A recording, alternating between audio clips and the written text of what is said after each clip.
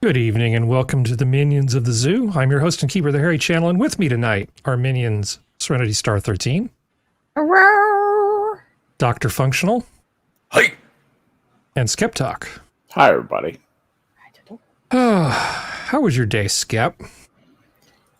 It was fine. It was, kind of got a lot of stuff done. I need to, I seem to have, I have a window. I seem to have opened a window with the show in it.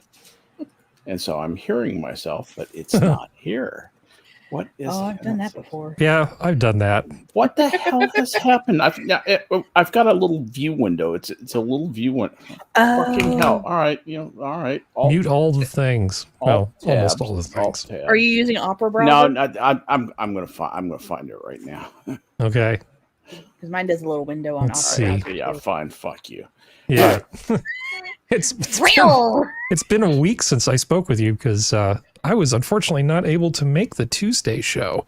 Yeah, well, Tuesday show got kind of canceled, which is so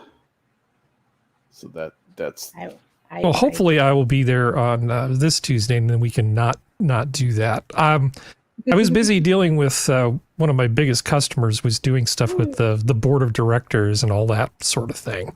Ruh-roh. And so I got to talk to lots of C-levels and important people who decide how much money I make or don't make from customer number one. So it was a good thing for me to show up. I had a damn good reason for not being there. And overall, other than one guy not being able to print, because that's always a thing that happens. Other than that, actually everything went really smoothly. So my week was fine, but long and exhausting. A lot of early mornings talking to people from different time zones who just have flown in and don't care what time it is. You know, one of those kind of things.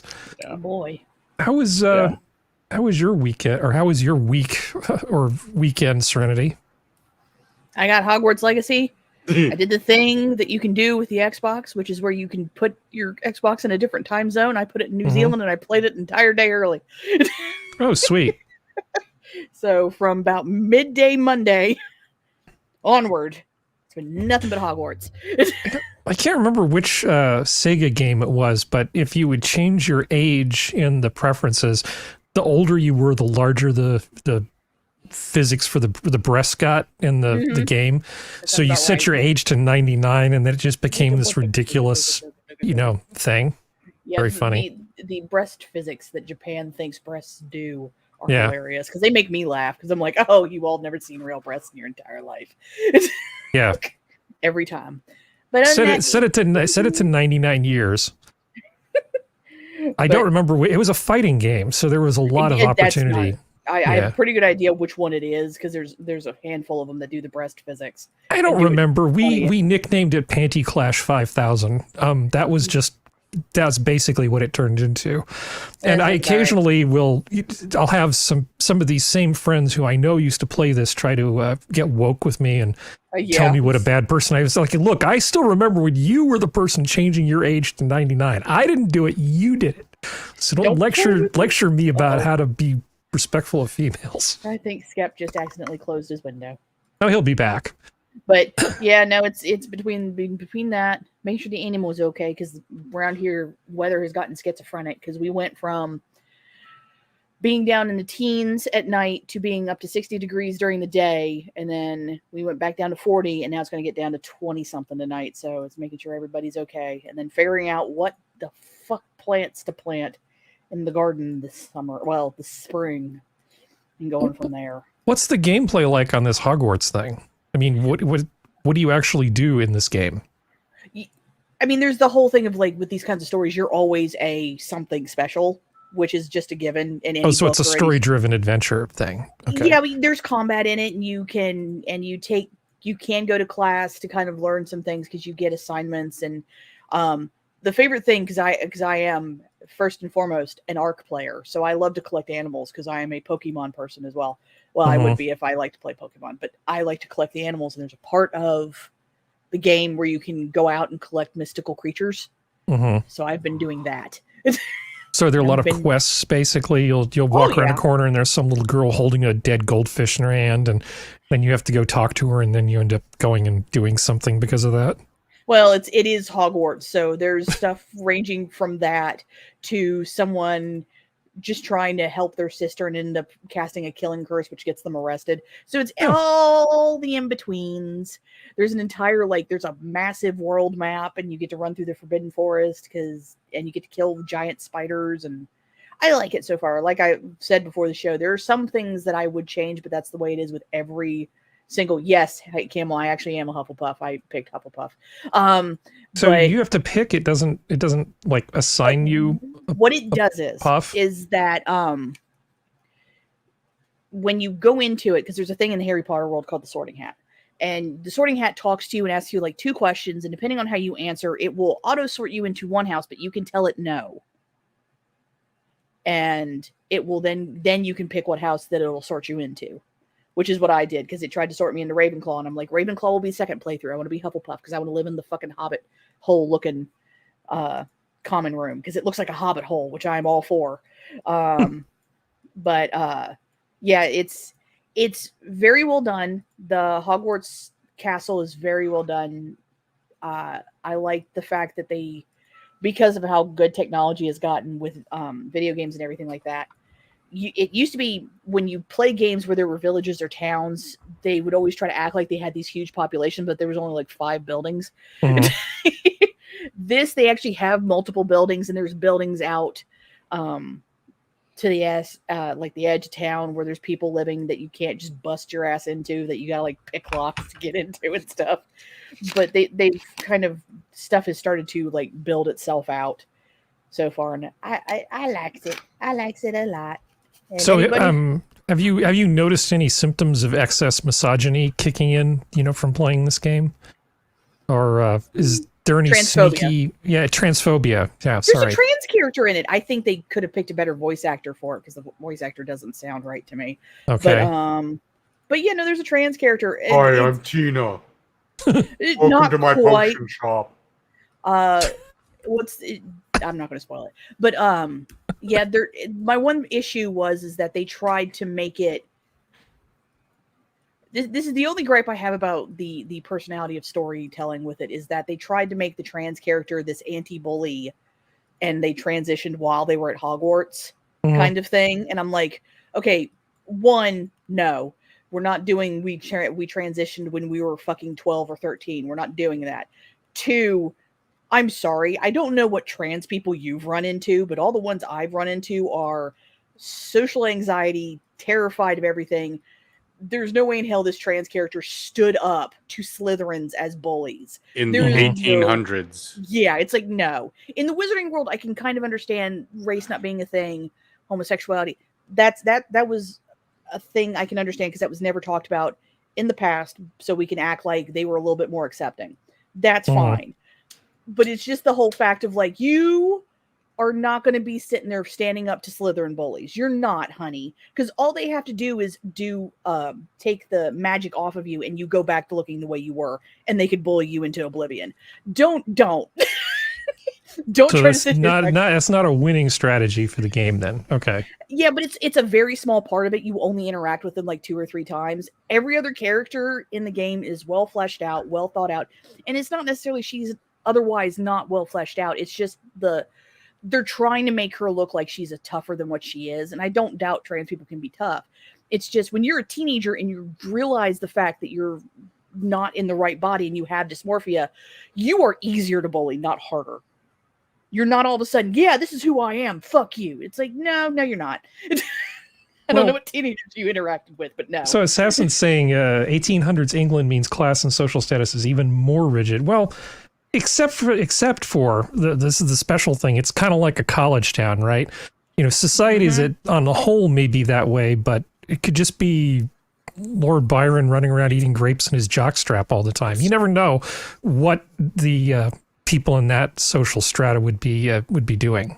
Well, it's also, this is right before, well, not right before, this is 1890, so this is about 40 years before Grindelwald and then Voldemort showed up. And that was when the purebloods tried to reinstate themselves as the true hierarchy of the wizarding world. So things are kind of in the way things were in the late Victorian era, pretty much everywhere, which they're a little bit in turmoil because you have new people with money now, you have the middle class becoming stronger, you have all this, so there's a little bit more turmoil. There's the trying of the rigidity of the English class during that time, but it was kind of not working because of things like speculation and stuff like that, which made it harder.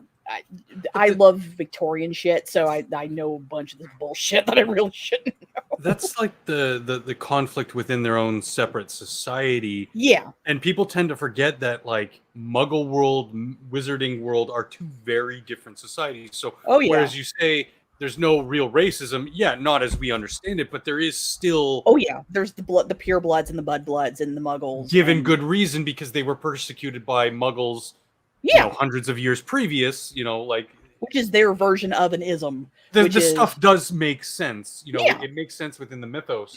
Yeah, it's just the things that we would consider as sort of divides don't really apply as much. Yeah, because their population was so small that they kind of had to get over that whole exactly. There is still or men, and obviously you see that there is still new money, kind of attitude every once in a while. And that's kind of the thing that made, I think, a lot of people gravitate toward the Potterverse anyway. So it's one of those things that that is the only part of any of the character personalities that I didn't like, because it was it's kind of, to me, it was a placating thing. It was like, let's just throw a trans person in here and make them seem really tough and strong, so this way the trans people, trans activists, shut the fuck up and leave us the fuck alone. Well, it's just hit the representation quota or whatever. But as long as it doesn't detract from the story, don't care. Some of these substitutions are just so glaring and so counter to what's in the book that it's hard not to notice. In this case, it doesn't matter, right? Yeah, no, like I said, you deal with the character twice. I think they could have gotten a better voice, because I don't know why she wouldn't have changed her voice, because it still sounds fairly masculine, and they have the ability to change their voice in the wizarding world. So, but it's to me, like I said, it's a blatant trying to say, see, we have trans person, we're not against trans. Shh, don't overthink it. I know.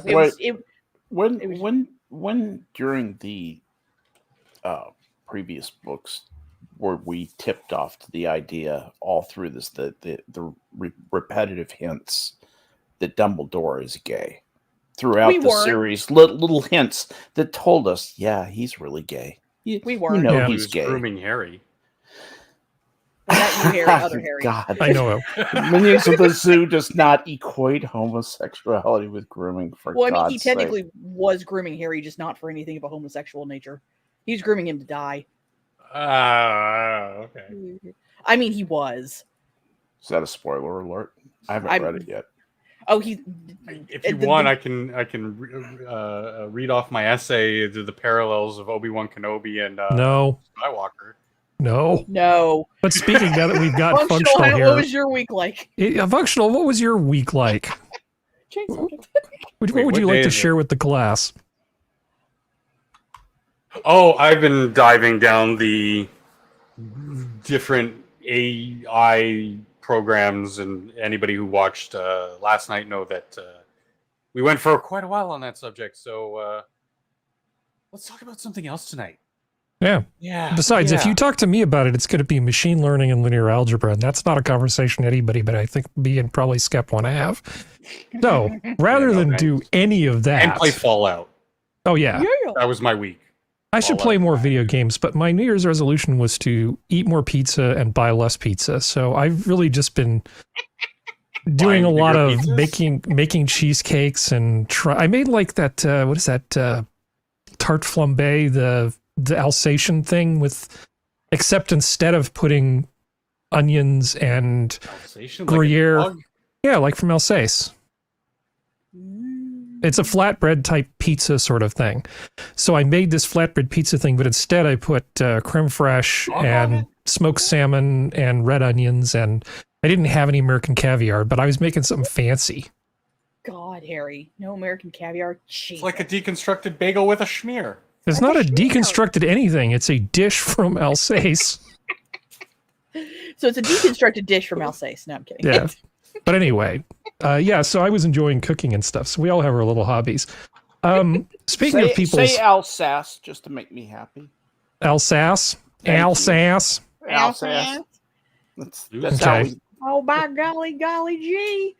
So what about... Okay, so I'm going to get it right this time. What about this?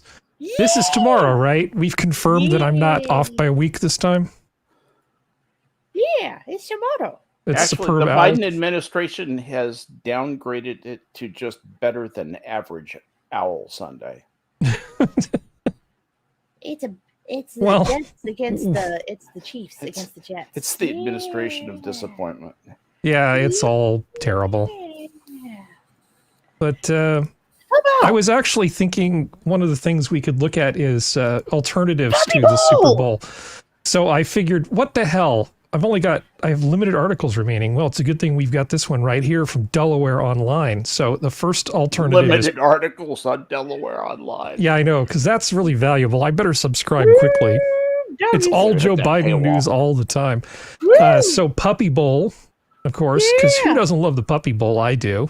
I love the Puppy Bowl and the Kitty Cat Bowl. The Kitty Cat Bowl. Well, I guess there's also the Great American Rescue Bowl, so you can Yeah. have even more puppies, because why not? That's Super fun. Bowl protest parties. Does anybody really want to watch The Last of Us? Is it any good? No, I don't know. I didn't like the video game, so I'm not watching the show. I don't like the video game. The show is frustrating, but somewhat entertaining because I'm obviously Fallout, Walking Dead. Like I'm really into that sort of post-apocalyptic kind of genre. So it's keeping me in to like watch it through to the end of the season. But it's a hard watch. It's really hard, I've heard that. difficult. I mean, Although- didn't we spend enough time inside binge watching TV during the whole stupid pandemic? I was just Isn't going it time to say, go Yeah, out some of us freaking did. side? This is pandemic behavior. Exactly. It what is. I will say, as a massive fan of that '70s show, that '90s show did not disappoint. It was Yeah, hilarious. that 90 show is really good so far. If you have to like those cheesy '80s '90s style sitcoms. Otherwise, completely avoid it. It's Yeah. bubblegum TV. But if you really like that '70s show, it's a good follow up. Well, I used to make a regular habit of going to the mall or taking in a restaurant that was hard to get into or whatever during the Super Bowl. Best way to do it. Yeah, I mean, yeah, find that restaurant that you normally can't get into and go there. Yeah. I'm playing D&D tomorrow, so that's not occurring for me. Yeah, just do something. And of course, but I mean, Puppy Bowl, that's solid entertainment. Oh, I love like Puppy the- Bowl. What channel the is that Puppy Bowl. on? HBO Um, Max, Uh, Discovery let's Plus, and see. HBO Max. Have you Animal watched Planet. Animal Planet. Planet, Discovery, TBS, Discovery Plus, and HBO Max? Yeah. I might actually watch that. Oh, the Puppy Yeah. Bowl's great, and then they have I've the never seen it halftime before, show- but I mean, they have the halftime I show like with the puppies. hamsters. I like bowls. They have and then they have the news reporter who's a bird. It's like I love this. I love it. No way. I love it. Yeah, And they get penalties and Why is clean up on the he's field. assaulting the ref. Give him a card. What are you doing? Oh, the This funny ref thing is a pushover. Of course. They'll have Aw. they'll have the Hoover ad. I think it's either Hoover or Bissell normally, and then they have those ones who are. There's got on instant equal replays of legs. particularly cute moments. Yeah. Yep, it's great. It's been going on Aw. for like 10+ years at this point. Yeah. Because I remember when it first started on Animal Planet, man. Hey, babe. Ugh, God, Anyway, puppies. Yeah, that's what I'm not going to be watching the Super Bowl. I literally don't even know who's playing. It's it's the Jets against the Chiefs, man. Come on now. it is. I don't even. Yeah. Where are those from?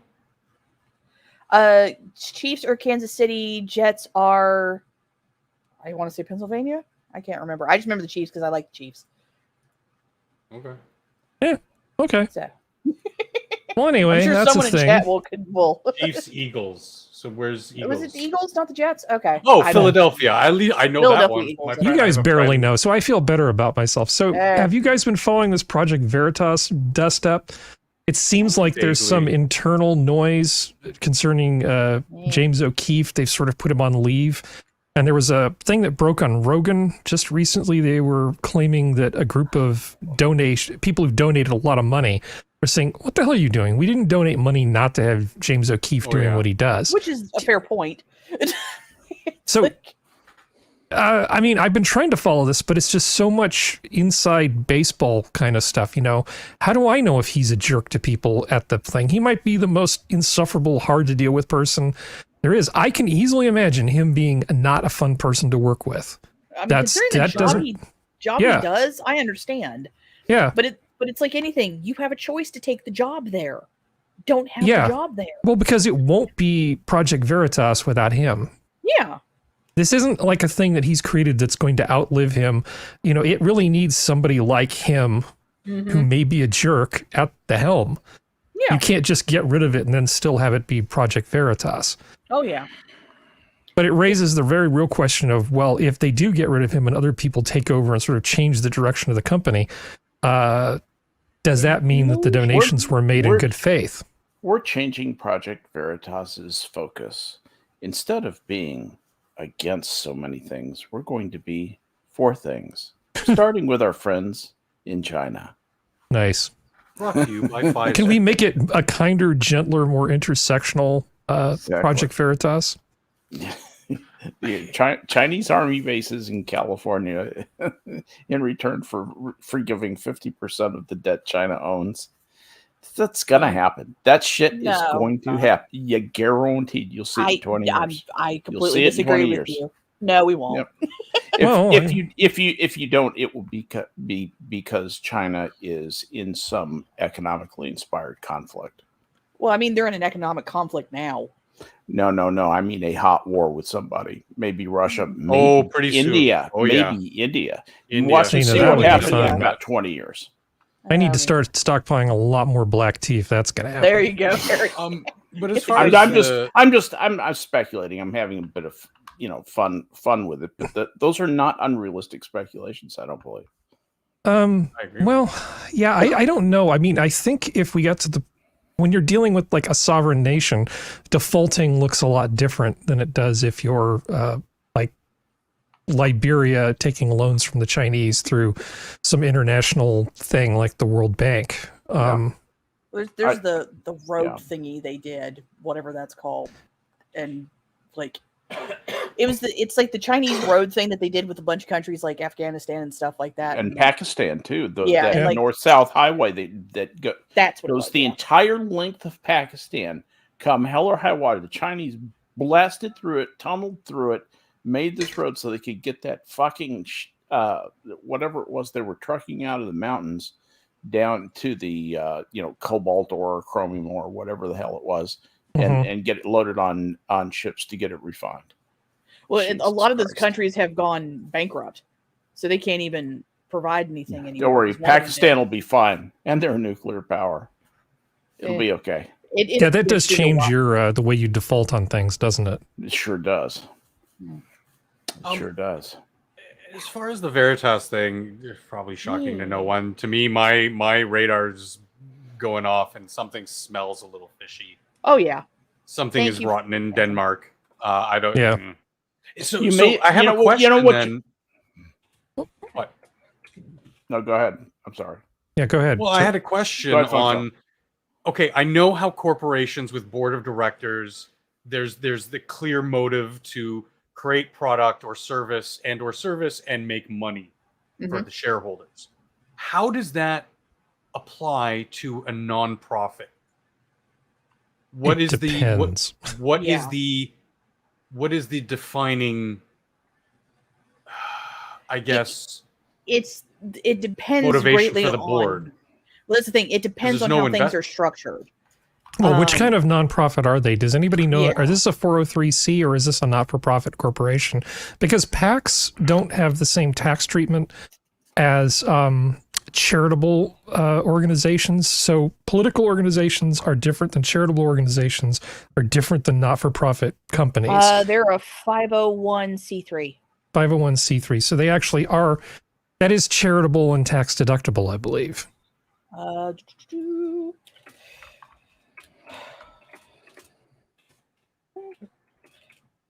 should know this because I have a background in fucking. But the point is, they have to file paperwork basically saying, you know, how they use the money. They have to do sort of like a little mini tax return. Okay, here's the thing.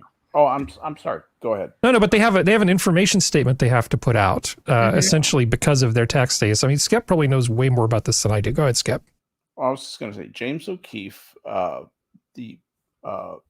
said that the political committee that was created in his name, because when you look up PACs, if you know where to look for there is one that says it's Project Veritas, but O'Keefe has denounced that and said it's fraudulent, and it looks like it was set up by a troll.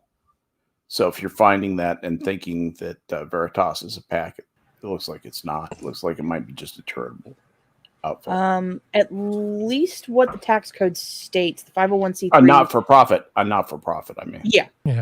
Our organizations described in section are commonly referred to charitable organizations. Organizations described in this, other than testing for public safety organizations, are eligible to receive tax-deductible contributions in accordance with Code Section 170. Yeah, that makes raising money a hell of a lot easier. Mm-hmm. But just like if you give money to Joe candidate to run for Congress, that is not tax deductible. But if you give money to a charitable organization, that is deductible.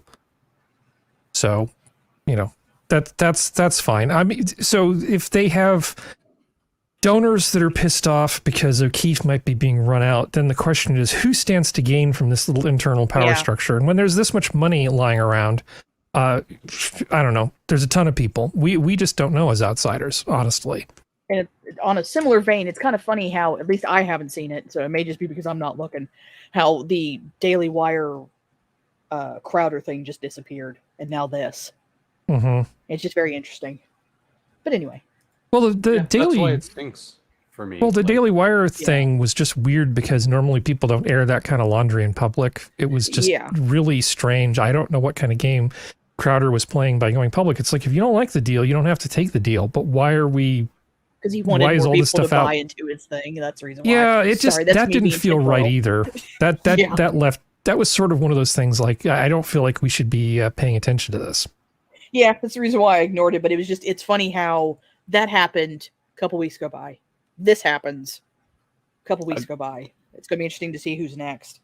I think you'll get some information that'll clear up the O'Keefe thing here shortly. Yeah. I mean, examples of how he's supposedly been abusive to staff would be useful. Exactly. So if that's the case, I think we're going to hear about it pretty soon. Yeah. Or maybe, you know, being at a company that's infamous for getting things on camera, you might have been able to get one instance, even something soft, of him doing something bad on video or being a big old meanie on video. None of this. Agreed. None of this. It's got a fishy smell. It's got a fishy smell. So you want to talk about balloons? Do it. Okay, so apparently... Is this about that shop teacher? No, that was paraballoons over Toronto, I think. This is one large balloon over Canada. Or I'm sorry, near the Canadian-Alaskan border. So we shot down another thing, this time a little bit, it's just another balloon, but over Alaska. And I was curious what kind of missile we were using to shoot these things down, because, of course, a heat-seeking missile doesn't really do much for a balloon as a target. So these are just the good old AIM-9 missiles that we've been shooting these down with. AIM-9L is what they shot. It's a $396,000 missile. Yeah. So there's its picture, looking good. So yeah, if you wanted, I don't think these balloons cost that much to make. This seems like a pretty good strategy to just cost us $400,000 at a time by sending stupid ass balloons over here. I mean, they're just going to be sitting there anyway. They don't need much of a payload either. Not for a balloon. But it's still, every time they do this, we have to scramble. Well, they sent an F-35 up to take a look at it, and they said, yep, that's a balloon. And then later they launched an F-22, beautiful airplane. And then, it's not like those things fly for free. Okay, so they sent... The F-35 could have been sent up there with an MKM pod and that 25mm Gatling gun, and they could have just hosed it down. If you've seen what those 25 millimeter, what that thing does to like 2-inch armor. 2-inch armor goes through it like water. Like butter.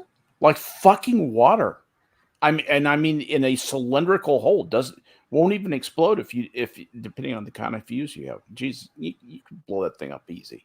Yeah. I'm saying just send an A10 up there and just have the Gatling gun go off. That's all you gotta do. I think an A10's going to hit 60,000 feet. No.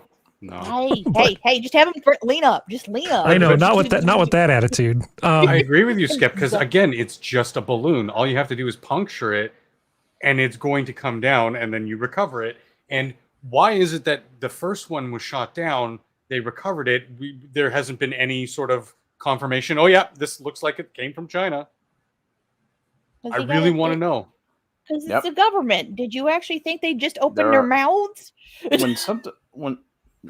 I suspect that when something like that falls into the hands of the government, there are so many empires that have a dog in the fight that it kind of that information goes into a temporary paralysis state, where only a very few people can look at it, and then there are meetings, and they have meetings to decide who else can look at this and what the dissemination schedule will be, and what clearances, who's going to need to know it. There's all kinds of politics and petty little vendettas and all kind of bullshit that human beings do, all mixed in with that, and that's why this is just almost a random. Well, it's also no telling when.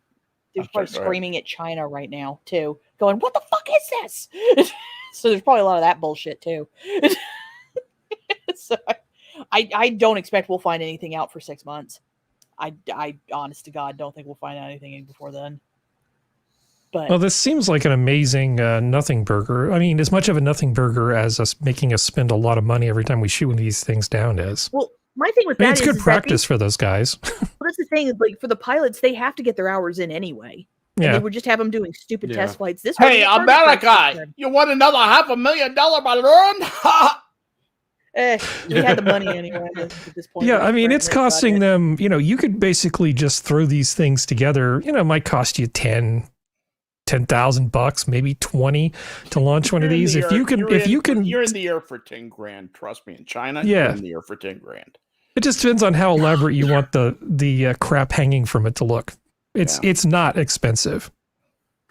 But if it is indeed these balloons are from China, that's why I agree with you, Skep, about they're about ready to mobilize something, because this seems like they're dipping their toe in the American water and sort of saying, okay, so what's gonna how's America gonna be acting Taiwan right now? No, they're gonna blockade Taiwan. That is coming. If you don't get a militarily plugged in president in the next election, I promise you, this is just about to happen. They are about to blockade Taiwan, and they'll say, hey, the blockade vanishes, we go back status quo ante, we'll even sign a treaty, and all you have to do is make these chips for us. That's all you have to do. That's all they care about right now. That's why TSMC is moving as much stuff into the American Southwest as possible. That's happening. That is a thing. Yeah, it's interesting, that. Yeah, no, it's been going on. Well, not only TSMC is moving a bunch of stuff, but the Americans aren't exactly taking it lying down. Intel's investing a buttload of money into new fabs in in this area. So it'll be good high-paying jobs with a small chance of birth defects, because those chemicals are not fun. Yeah, when people say we want those kinds of jobs brought back over here, they are actually, some of that stuff can be pretty dangerous. The things they do for semiconductor manufacturing are really amazingly toxic. The chromate solutions that they use, let me tell you how toxic these things are, Harry. If you were wearing normal plastic lab gloves that a chemist wears, the black ones, beautiful black plastic ones that seem impervious to everything, the nitrile ones, the big heavy super ones, you got it. If you spilled 5 drops on the wrist of that glove, that's all you would have to do. That's all you'd have. You are a dead man. you will spend about the next year dying. That sounds fun. Oh my God! And the I have a case history you can read online of the woman who discovered, she was a research chemist who discovered you could die that way. It was horrible. It's just when you say toxic, boy, this is the most toxic stuff on earth. Some of the stuff. Well, I do. I have numerous friends who've worked in this industry. Not so much on the production lines, but in the facilities that develop the procedures that they run in the production lines. So throughout Silicon Valley, they have a bunch of these little research and development things where they have like little mini fabs. Right. And they'll use it to make chips or hard drives or NAND memory, whatever it is. Right. And so they have to basically do all of that stuff and figure out what the process looks like. And we were fabbing them. We were fabbing them in a barn. Me and two friends trying to start North Texas Circuit Board in 1984. Nice. And we were trying to manufacture successfully 8-bit chips, and we couldn't do it economically. Is what we discovered. There is a guy who actually sort of as a hobby, has successfully set up a fab in his garage.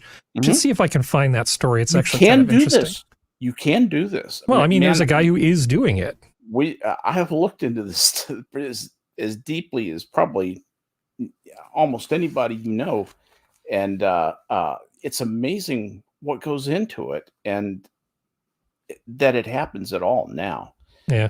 Now, of course, the entry barriers are much, much higher than what they were, back then. The size of the bus, it's just... So in terms of us blowing up things that can't shoot back, have you heard much about the rumors, I guess? I need to get my big allegedly thing out. We'll get this out, right? Okay. Yep. Those rumors started like 30 seconds after the pipeline got blown. Yeah, but here we have a Pulitzer Prize winning journalist making the allegations, so it isn't just... Hirsch? Yeah. The guy's been not that good for like the last decade. He's 85 years old. I don't really care if he won a Pulitzer Prize. Maybe he's a spry 85. But here's what is claimed. Here's what's claimed.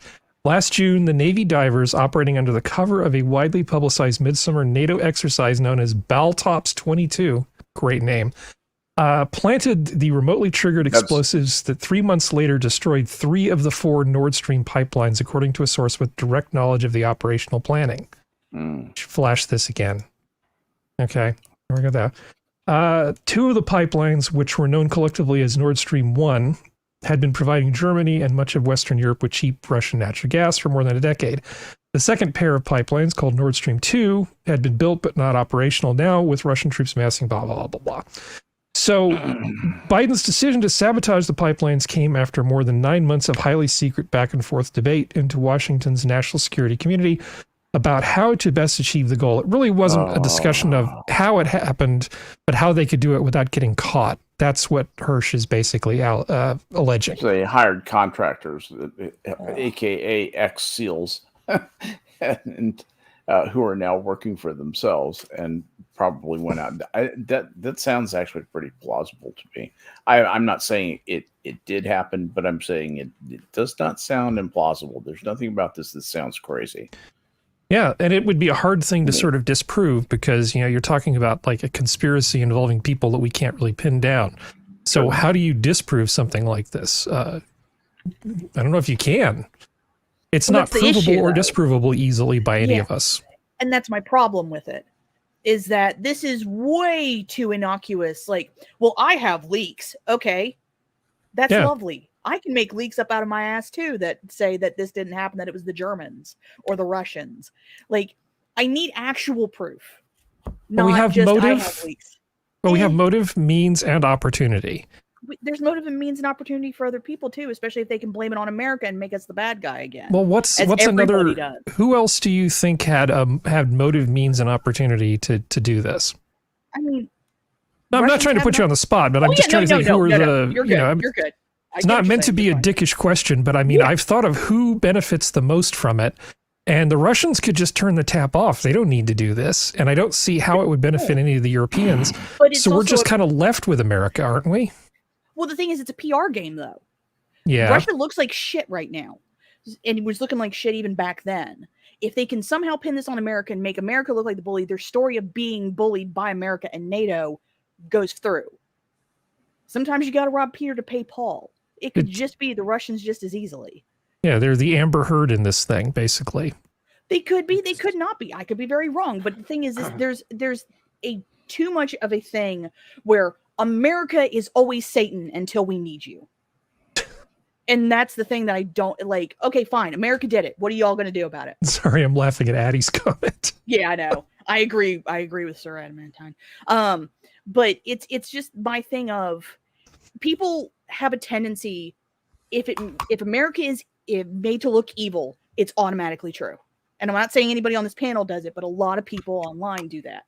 Mm-hmm. No one ever looks at it from, well, what if someone's playing the long con? What if there's a manipulation going on here? What if there's a PR game going on here? What if something else is going on? What if it's a third party that did it? What if or what else? Like, no one wants to actually look into shit and actually look into, well, is this possible? Could the Germans have done it? And just this way they can act like, well, not our fault, and then do something else. Could have been Greta and Klaus Schwab. I mean, that would have been hilarious. I know that'd be funny, but it's one of those things that I get tired of.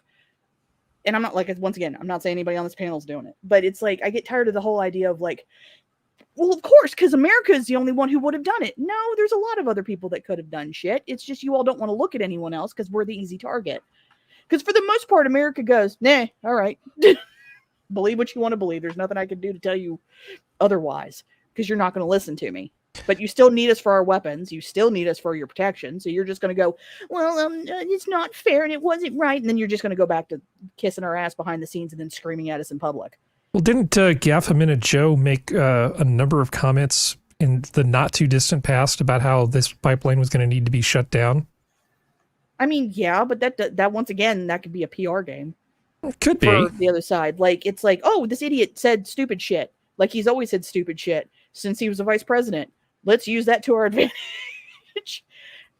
It's until there's more than just one article claiming that there's, I don't care if he's a Pulitzer Prize. He said some stuff that I don't entirely agree with, and he still hasn't backed up entirely. I need more than that. Like, Germany needs to do an investigation into this and like sack up, or something like that. But it's like, I'm not saying we couldn't have done it. I have no doubt we have every thought process that we absolutely can. But it's just this was starting 30 seconds after the damn thing blew. I mean, it took this long for these articles to come out, considering that it's a prime clickbait. But yeah, it's just I need more. And we do need more. But for the time being, this is the titillating possibility. So here's something completely innocuous, just to break things up a little bit. The best and worst drivers by state. Oh, Ohio better be on that list. Are we going to go through all the drivers? We are not going to go through all of the drivers. There's Fred. Fred is an excellent driver. Oh, Utah. Ooh, Utah. Yeah, so in terms of worst drivers, now this is based on insurance claims and accidents, right? So this is good data because it's basically who got in accidents the most often. Utah. Worst driving rank, closely followed by California. You're welcome, the great state of California. And then Iowa. Now in terms, Iowa. What? The fuck now, in terms of overall best drivers, here's your state, number 3. We've got Connecticut, Michigan, and then West Virginia. Now, you guys were actually number 1 not that long ago, but apparently you guys have started speeding like just, madmen lately. I can attest to this. I drive on these highways, yeah. Yeah. West Virginia is home to some fantastic drivers. They just have to slow down a little. Drivers in West Virginia have gone from first to second to third on our list of best driving states because of a high number of speeding tickets. The Mountain State ranks 48th in accidents, 46th in citations, 44th in DUIs, and 36th in speeding tickets. So there you go. Yeah, we have lead feet. I'm not surprised. Yeah, California, lots of accidents. And I mean, I wonder how many of these are actually just fraud. Yeah, that's my thing. Because, yeah, there are a lot of accidents. Somebody tried very hard to sort of kill me on the way home today. It was not a fun drive. But just all the amount of automotive fraud for insurance that takes place is probably driving these numbers way up. Or aren't citations also for driving without a license? Well, it could be for anything, yeah. Because I'm going to be that asshole and say, California might be one of the worst states because of some illegal. They'd probably just let them go, honestly. It's like, oh, we're a sanctuary state. Fuck it. Just too much paperwork, honestly. But anyway, yeah, I thought it was interesting. So in the contest between your state and my state, Serenity, you're kicking our ass in terms of good driving. Fuck you. Let's see. So we got that. We just also don't have that large of a population. It's 2 million people in a state that's half the square mileage of England. There's Seymour Hirsch. Okay, so I was going to talk about DARPA because I thought that might be fun, looking backwards at things a little bit. Oh boy. So Skep knows what DARPA is. Do the rest of you guys know what DARPA is? Chat, do you know what DARPA is? I'm sure Assassin does. That's where I met Bob Moose. You know who Bob Moose is? Not Bob Moose, no. He wrote the program Ping. Oh, okay. Okay. Cool. Yeah. He developed it at DARPA. That was a DARPA deal. Oh, it's the Research and Development Branch of the United States Department of Defense. Okay. Well, it used to be the Advanced Research Projects Agency, because there was this little thing that happened. It was called Sputnik. And it pretty much lit a fire under us to get our shit together because they could not appropriate that money fast enough. They could not appropriate it fast enough. So you got the MGM program in schools, you got all this stuff, and you got ARPA, and which later became DARPA. Now, this is through the Department of Defense, but their main thing that DARPA does is they're like an angel investor who, in some sense, almost doesn't care if you fail. They will go in and put money into things just to try to make stuff happen. That's exactly right. And unlike other, they differentiate themselves from a lot of other government programs in a few sort of key ways. I see. I think they list them here in this fine PDF file here. Forget the organizational structure. The DARPA model.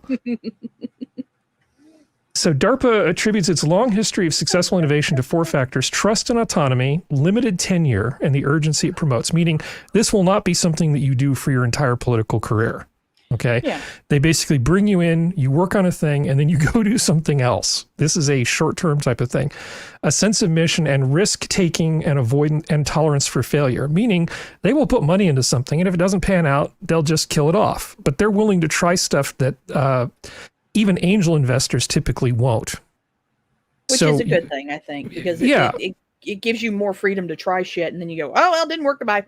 Well, do you know sorry, go ahead. I was going to say, one of the things that DARPA evaluated was psychic abilities. They did. Is that what the movie Men with Goats is based on? The Men Who Stare at Goats, yeah. Yeah, I saw that movie. So I thought I would just list some of these DARPA innovations. Not all of these are actually amazing, but just sort of going through this listicle really quickly. The first one that you may have heard of is this little thing called the Internet. A lot of the early money for ARPANET, which was the predecessor to the Internet, all came through DARPA. This is, that's a whole subject of and into itself, but yeah, the Internet is a good thing. So GPS is another DARPA thing. It's actually really hard to build a global positioning system because, for one thing, it requires a lot of very, very, very accurate timekeeping and satellites, a lot of them. Making this into something where you can literally have a GPS chip in a device that costs just tens of cents is an astonishing accomplishment. Yes, it is. It is. So the pager that calls you for your reservation at the restaurant is a fucking miracle. It is. Stupid robots at Boston Dynamics don't care. Cyborg insects. So they actually did a study where they were trying to essentially make cyborgs out of insects by implanting stuff in them in the pupa stage. Yeah. That's where why the not? crazy tinfoil hat people keep getting, where they pull like horseflies and act like they're fucking robots, and then That's right. fool all the city people who are like, So- that's a robot. It's like, it's not. So did Xerox get the mouse idea from DARPA? Well, they're claiming that they put a bunch of money into GUIs a long time ago, back in the beginning. So I'm sure Xerox got some of that money. Yeah, probably. It says, moving away from DARPA's creepier things. Okay, familiar with the graphical user interface, or GUI, and mouse. The technology is almost certainly much older than people realize, having been created by Douglas Engelbart in the 1960s, who gave the first public demo of the technology in 1968. It was rather more basic than what we think of as a computer interface now, but it laid the foundations for the desktop metaphor we use on our computers today. So, I love them. yeah, you know, all the Xerox PARC stuff was pretty cool. Oh. Oh, yeah. Gem. Back when I was working on my Atari 512, it was actually ran Gem DOS, so all of the graphics and stuff used Gem. Absolutely. So I actually used Gem drawing primitives to create little 3D looking time series analysis. I was running FOIA analysis on sound things with my own software that I wrote. So I wrote all the software in C and all the stuff that did the graphing in C as well. None of this real-time stuff. It was all... but I had to do all of it using Gem drawing primitives, so I know what this system is like. What Gem year is was really that you old. were doing that? I was going to say it was that in the, sounds it was like in the it was in the late 80s. I was going to say, it sounds like that was a minute ago. Yeah, feels like it. Onion routing, which is the thing that the Tor network uses, that's another DARPA thing, because a big part of DARPA, one of the things they liked putting money behind was making survivable networks. So you didn't want like an explosion or a line getting dug up by a backhoe somewhere to take down all of the data that the Department of Defense is sending around. Yep. Yeah, so you had to come up with ways to make it more survivable, and onion routing is a way to do that. So you can essentially overlay networks on public internet that are survivable. That's so cool. Let's see, human universal load carrier, basically your exoskeleton thing, so you can be like Ripley fighting off the aliens. That's a DARPA thing. Siri was another DARPA thing. And of course, HARP, which is super fun because there's a lot of conspiracy theories about HARP, which essentially has a giant phased array of super powerful radio antennas, and they're heating up pieces of the atmosphere selectively for research purposes. Right. You can just sort of say, we want to see what happens if that piece of the atmosphere gets a lot warmer, you know, for reasons. So that's HARP. And then ultimately this thing called Sea Shadow, which was this huge ass stealth ship that they built actually at the Sunnyvale Skunk Works for Lockheed Martin. This is the thing.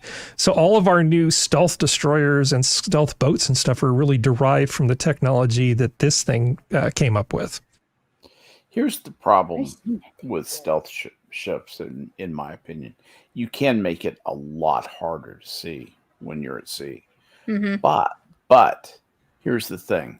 When you're at sea and your head becomes accustomed to looking at the ocean and nothing but the ocean. I mean nothing but the ocean for, days on end. You get to where any tiny disturbance in your field of view on the horizon, when you're looking, over the waves, you can see a rowboat. It's amazing how much better your vision gets after a few days at sea. But you just get accustomed to that. Anyway. Makes sense. Yeah. That makes a lot of sense. I can. That's why submarines are going to be around for a long time. Submarines going to be around.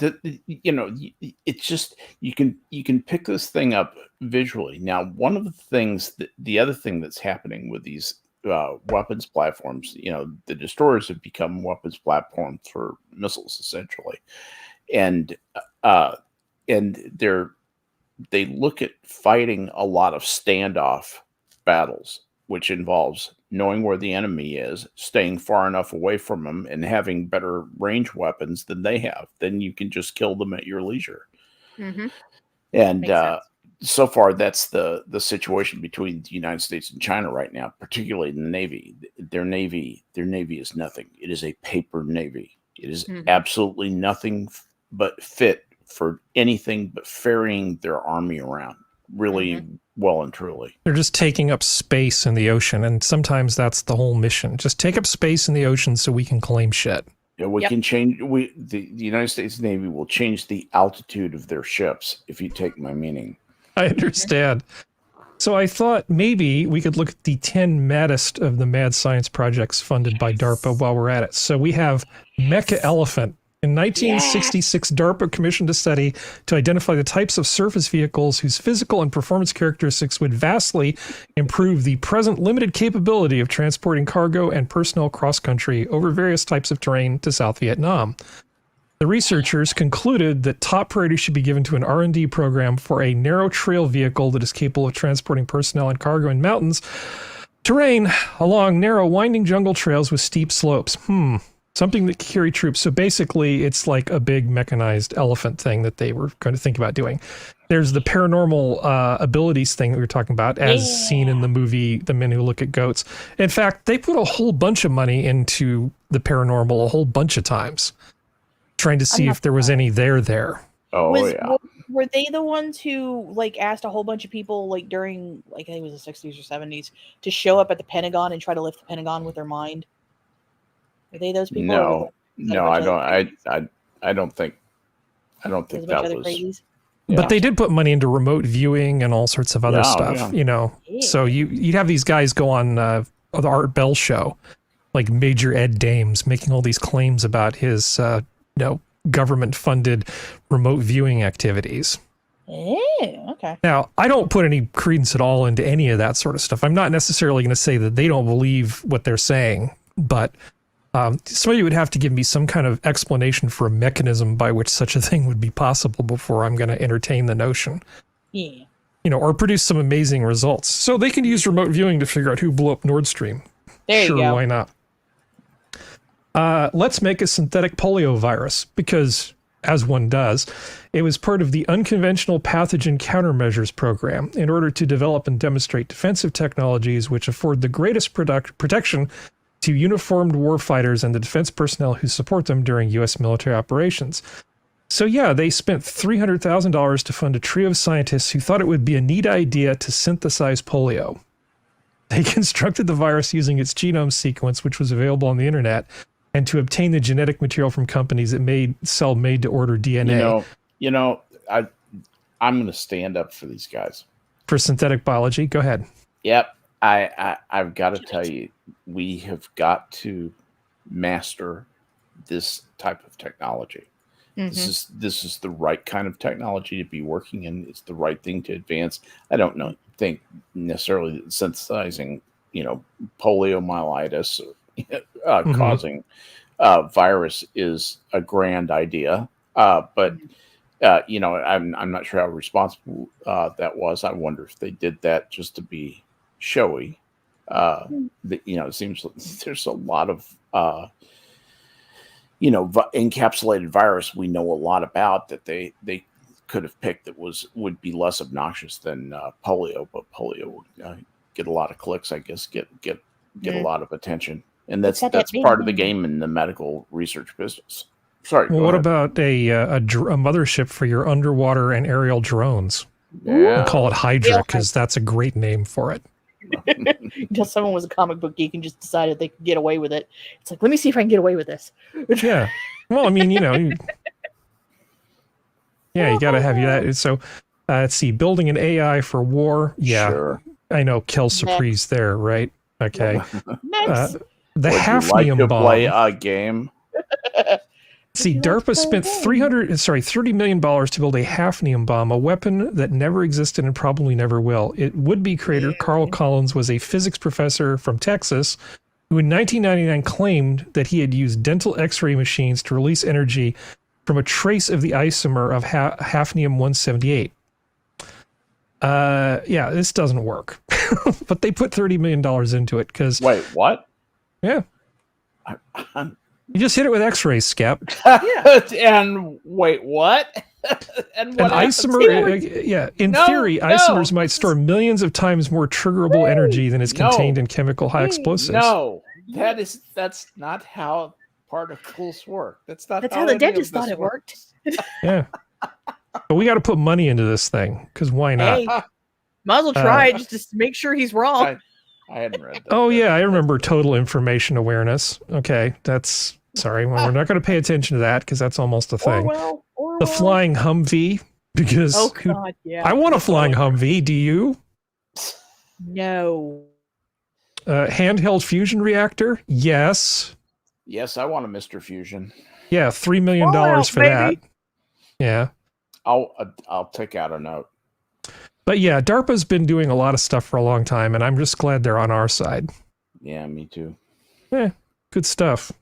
Let's see. What is the next thing we were going to talk about? Thing we had all those Nazi scientists.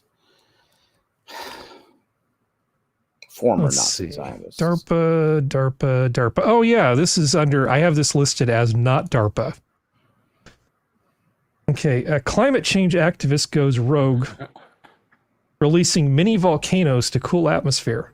What could go wrong with private individuals trying to do geoengineering? Sure. I mean, I ask you, doesn't this seem perfectly rational? No, stupid thing. Now it's not letting me in here.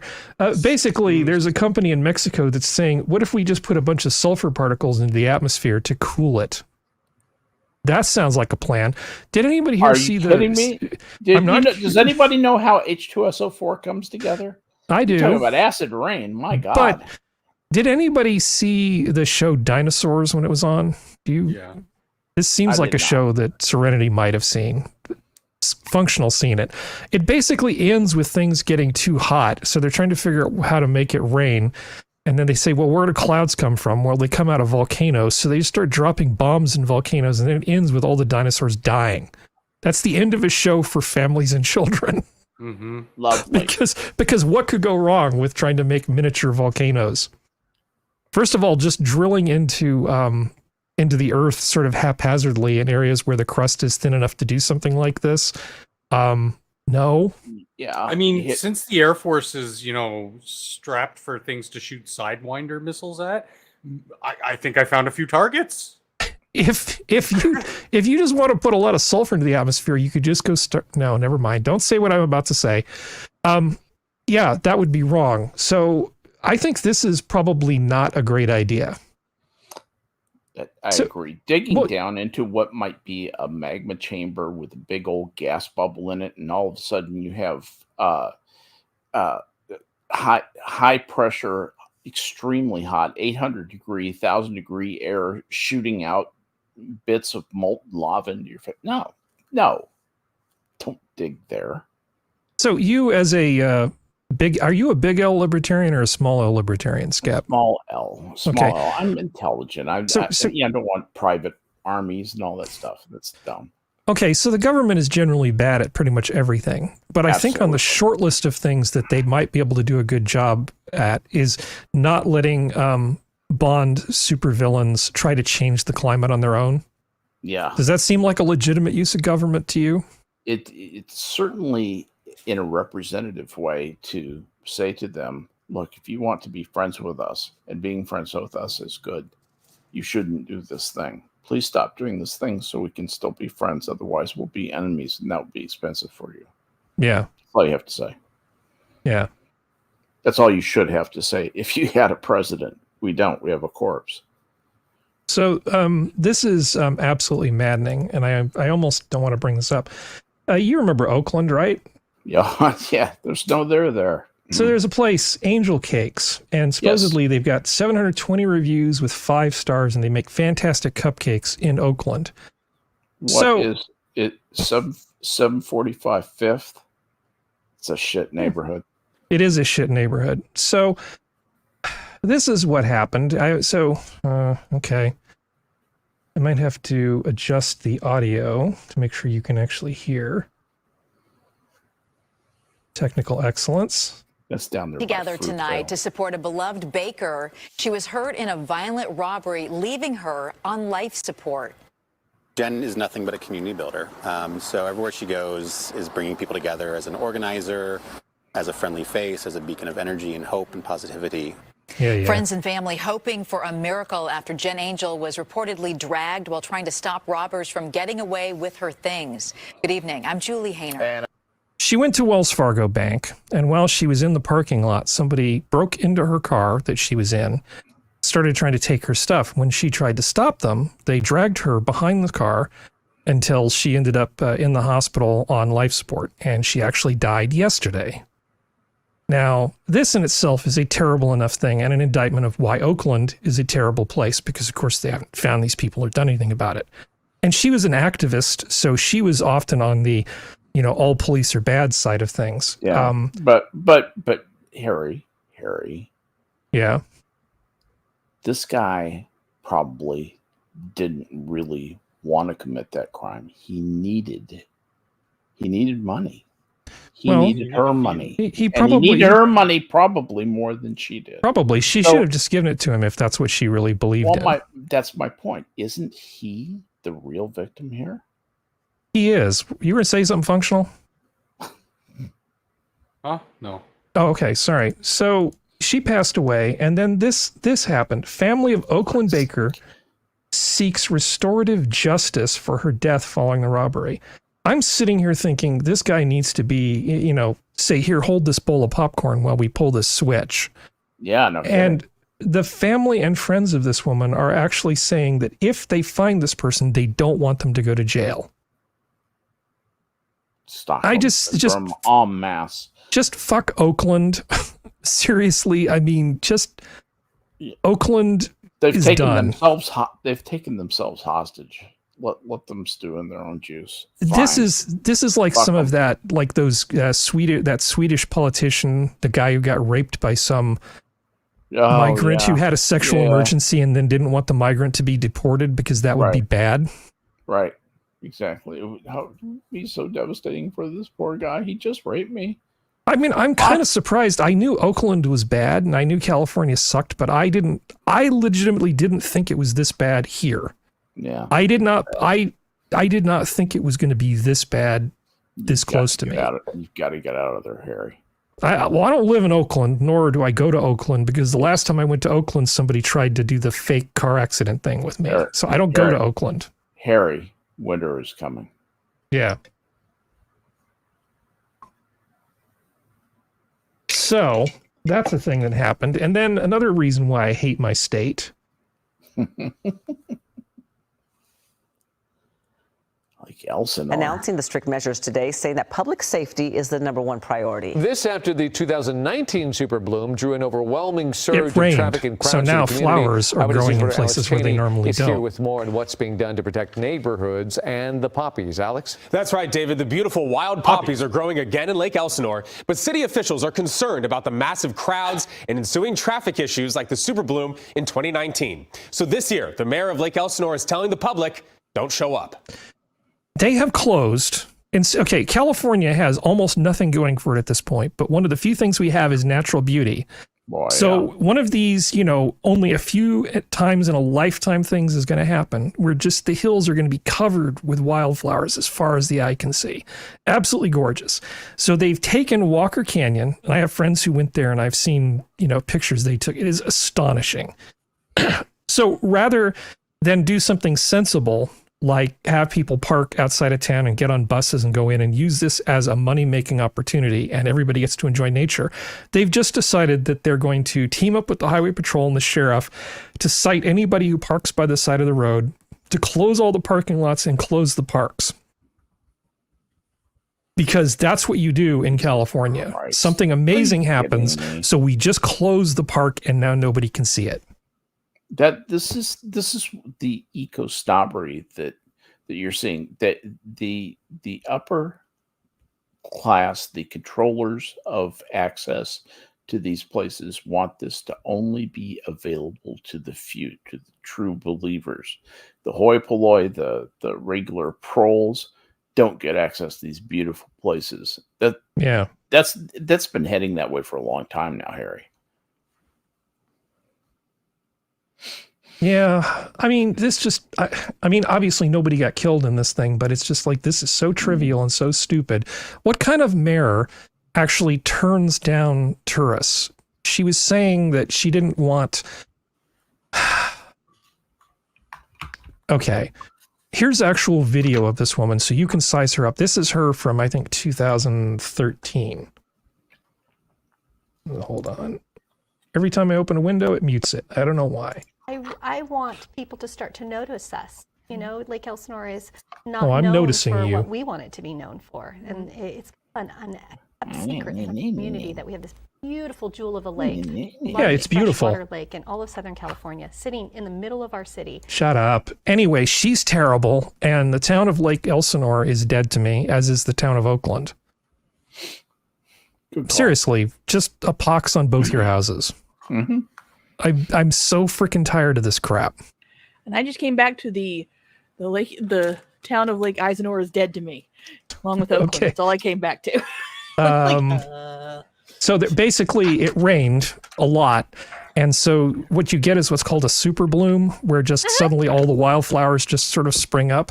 And it's just absolutely amazing. And so what they decided to do is, since too many people showed up a few years ago and it was inconvenient for them, they just closed all the parking and the roads and the park to keep everybody away. Because that's what you do. But wouldn't that bring extra money to the town? Yeah, you would think. Okay. So the mayor of this Alright. town is really pleased with herself because she's making sure that life stays convenient for the people who live there. Is this like an upper tier like community? Not really. No. It's a town in California around a lake. It's not going to be that, Tony. Well, it's just, I was like, I don't, yeah. Yeah. It's just me. Lake Elsinore always was middle class to lower middle class. That's the way I thought of it. Wow. Yeah, so they've decided, and they're trying to claim that it's for safety, because whenever the government wants to do something they shouldn't do, it's safety. You know, people would actually went to the park and walked around on the trails, and it's really just not good for the park if people go there. Mm-hmm. Yeah, because if people go out and enjoy nature, then nature might have to be inconvenienced slightly. Yeah. Pretty soon, nature is reacting to people. Can't have that. Man, can you think of how many bottles of bottled water, how many calzones, how many, just all the things you could do? What an amazing possibility most mayors in small towns would be tripping over themselves trying to have something like this. And this amazing thing happens. And instead of turning it into something fantastic that everybody wins from, they just close it all down. And the town for lights safety. up when the town lights up when something like that happens. You know, all the places are open. There's a lot of activity. You can feel the wealth being generated. At least I can. Yeah, she should be metaphorically, not literally, because that would be calling for violence. Metaphorically tarred and feathered and run out of town. You should do it. It's just a joke. She also needs to be not metaphorically voted out of office. Oh yeah, she needs to really be voted out of office. Yeah, she's just terrible, and I hate my state right now. There's a lot of stuff like online where people will get mad at like influencers because some people will go into the flowers and kind of sort of trample them. This is the people who are pissed off about it, stating it, and I'm sitting there going, okay, one is someone who grows up in a state that's almost nothing but wildflowers. Wildflowers are not that easy to kill. First off, secondly, it would be trampled by nature anyway. Deer lay down in them, all that kind of stuff. It's not causing the harm you think it's causing. And they will just dry up and die in a few weeks. Yeah. They literally are ephemeral. Yeah, and that's my issue, is that you can always tell the city-born environmentalists because they have no fucking clue how this shit works. Like, them actually getting crushed is actually a good thing. It helps with the biodiversity of the insects that live beneath. It can help spread other things. It helps with other stuff. It makes patches, which makes it easier for animals to lay down and sleep, because then they're not having to disturb the flowers. So they're more likely to go there because it also smells like humans. It might protect them. There's a whole bunch of things that this actually does. Yeah. Fire poppies are really, really pretty. Oh yeah, they're beautiful. And it's just like, it's like you all have no idea what you're talking about. Shut up. No, this is just crazy. And right before they bloom, if you go up with a razor blade, never mind. Different poppies, but yes, but California poppies, it's the state flower, and people should be out enjoying them. Gorgeous. But one community has just decided that nah. So what is the intrinsic value of all these wildflowers and all this natural beauty if nobody is there to see it? Mm-hmm. And I'm only half joking about this question. Is nature being beautiful but being protected and isolated from people so we can't see it? Is that of value, or is the value of it in, our human eyes actually looking at it and taking in the majesty of it? Because I think it's the latter, because I think honestly without an observer it almost doesn't freaking matter. You have to have an observer, but you also have to have some control over the effect that the people who are doing the observing have on the thing being observed. Mm-hmm. And that's appropriate to want that. Well, there are trails. Right. Exactly. And stay on the trails. Stay on the trail. Exactly. Leave nothing but footprints, take nothing but memories, that stuff. Well, it's also the fact that this is how environmentalism becomes an other, you know what I mean? Mm-hmm. Because when people don't get the chance to enjoy it, don't get the chance to see the beauty, don't get the chance to see animals, it turns into a nothing to them. It turns into an other, something that is just kind of on the periphery, but not something you're actually supposed to care about because you're too busy trying to survive. Like, how many kids wanted to become rocket scientists or astronauts by watching the freaking spaceships go up into the sky? How many people became environmentalists because they saw people do bad stuff in nature preserves and stuff like that and wanted to become something? Like, when you make this and other it, you stop people from caring, because then it's just a fake thing on the internet. Like, well, I can't see it anyway, so what does it matter? Yeah, these pictures, by the way, don't even do it justice. I didn't have time to call up my friends and get copies of their pictures. You go over that hill, and what you see is a sea of not just orange, but of yellow and purple and everything. It's like something that you would think was generated by AI. Yeah. It's this astonishing thing. I got the same feeling when I saw that I felt the first time I saw the tulip fields in Holland, where you see a field of brilliant yellow stretch out into infinity. You see a field of brilliant purple and red and blue, different colors, just going all over the place. I mean, the vividness of the colors is otherworldly. It is, and the setting of those hills is just magical. Yeah. Well, I mean, not to belabor this anymore, but Functional used to with us. So what do you think? What do you think of this? Chick-fil-A has a new sandwich. It's made from cauliflower. So it's, instead of chicken, it's made from cauliflower. As somebody who knows something about the restaurant business, does this, well, first of all, do you think this is a good idea? And second of all, is it a good business idea? Yeah. No, and no, because it doesn't. Cauliflower is delicious when it's battered and fried. It is fantastic. I love it. I wouldn't want to put it on a sandwich like that. I would want to eat it either solo, maybe with a little bit of sauce, but just as is, because it's just that good by itself.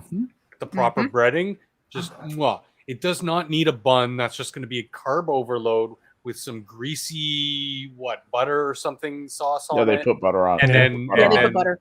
And then they're chalked up with more carbs and sugar in the sauce that they probably put on the bun as well. I don't think I've ever. They only put. I don't know what they're. I know they have like a. Yeah, I know they have like the bun, the pickle, the chicken, and whatever else goes. Like, I know their sort of formula, but no, and I don't think it's good business sense, because like maybe you'll get some vegetarians that'll eat it, but like. You're not going to Chick-fil-A. Real vegetarian won't, because it'll probably have been fried in the same oil. I'll bet they won't even be able to tell the difference from a regular chicken sandwich. Yeah, just as good. Cricket flour is the same. But if you so Functional, I mean, you're a smart guy, and I know you know what I'm talking about here. But you've got a restaurant, and you've got an identity for it. You've got a certain kind of DNA. people know what to expect from a brand like this. It's a franchise, right? And then you go and you decide to sort of change it up. What's the thought process here? Are they thinking, well, if there's an office and they're getting lunch for everybody, there's always that one annoying vegetarian who's there, and maybe the office will order from Chick-fil-A if we just have something for Fred, who won't shut up about cauliflower. Yes, because it is a sad reality that like every sort of outlet needs to have at this point a sort of at least vegetarian and sometimes vegan option.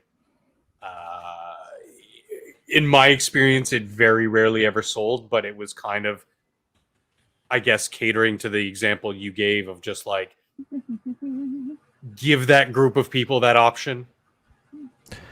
Yeah, I guess.